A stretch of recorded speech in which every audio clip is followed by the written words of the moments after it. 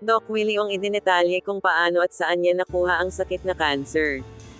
Isang nakalulungkot na balita ang inanunsyo ni Doc Willie Ong ngayong araw ng Sabado, September 14, 2024 sa kanyang YouTube channel. Siya umano ay na-diagnose ng sakit na sarcoma. Ilang oras lamang ang nakalilipas ay pumalo na sa daang libo ang views ng kanyang bagong upload na video kung saan idinetalye at inilarawan ni Doc Willie ang kanyang nararamdaman at nararanasan sa pagsubok na kanyang kinakaharap.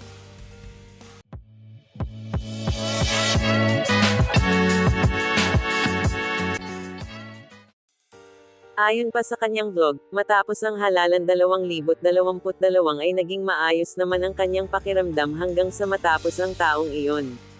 Pumasok ang taong 2023 ay nagpatuloy lang ang kanyang buhay matapos matalo bilang pangalawang Pangulo ng Pilipinas sa eleksyon 2022.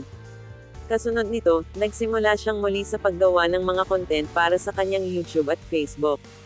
Bukod dito, nagpatuloy din siya sa pagkakawanggawa tulad ng pagbibigay ng mga lecture, mga pagkain at inumin katuwang ang project ng Birch Tree Advanced bandang Abril taong 2023. Ngunit sa panahong iyon ay nakaramdam na ng hirap sa paghinga, paghihingal, pamamayat, lumiit ang mga muscle, panghihina at pagkahilo. Inakala lamang ni Ong na ito ay senyales lamang ng kanyang edad.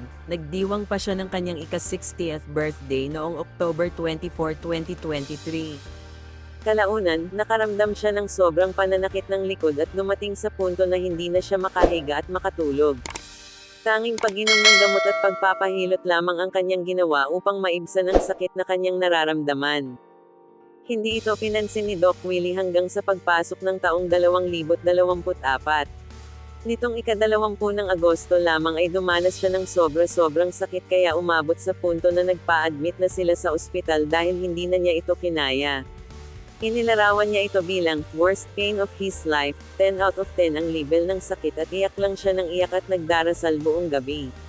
Sumailalim siya sa mga laboratories at iba pang test. Primera ay hindi nalaman ang sanhi ng kanyang nararamdaman pero kalaunan ay nakita na ito, kung saan isang napakalaking bukol ang nakita ng mga eksperto. Umabot sa 16 by 13 by 12 cm ang bukol na nakita at napag-alaman na ito ay isang sarcoma, isang uri ng rare na cancer na mahirap labanan. Labis ang pagtataka ni Doc Willie kung bakit hindi ito nakita agad kung ganun kalaki ang sukat. Paglilinaw sa kanya ng mga eksperto, nagtatago umano sa likod ng kanyang puso at sa harapan naman ng kanyang spinal column.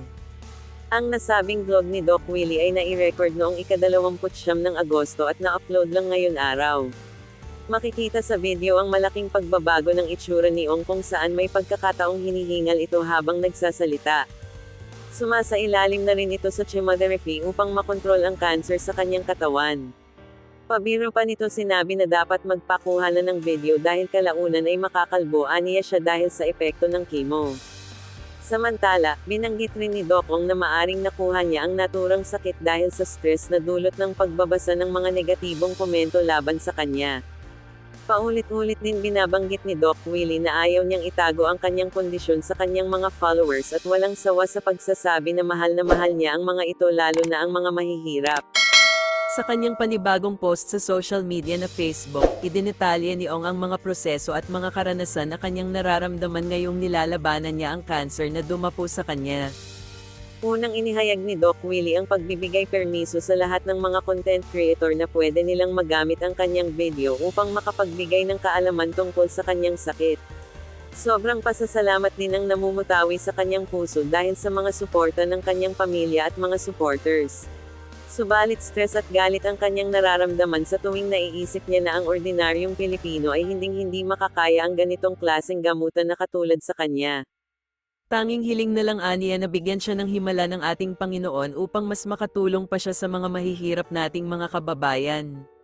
Sa kasalukuyan ay 50% na ng kanyang buhok ang nawala dahil sa epekto ng chemotherapy, at mula 167 pounds ay bumagsak na ang kanyang timbang sa 145 pounds. Dagdag pa niya, 3/10 pa ang sakit na kanyang nararamdaman at sa susunod na 2 linggo, malalaman kung umuobra ang mga treatment sa kanya.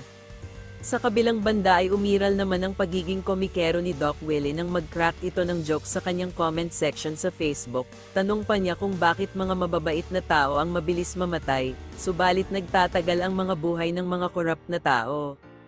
Joke, bakit ang mabait, honest at maawain ay mabilis mamatay, pero ang mga corrupt mahaba ang buhay at malusog? Haha, bakit kaya? Umani naman ito ng sari-saring komento at reaksyon sa kanyang mga supporters at karamihan ay hiniling ang mabilis na paggaling nito. Sa dulo ay nanatiling positibo ang pananaw ni Ong nang ihayag niya ang kanyang pagmamahal sa mga Pilipino ay unconditional. Sa kabila ng may mga taong nananakit sa kanya ay patuloy pa rin siyang tutulong. Finally, even if you bash and hurt me, I will still help you. My love for all Filipinos is unconditional. May God give me the chance to prove it to you once and for all.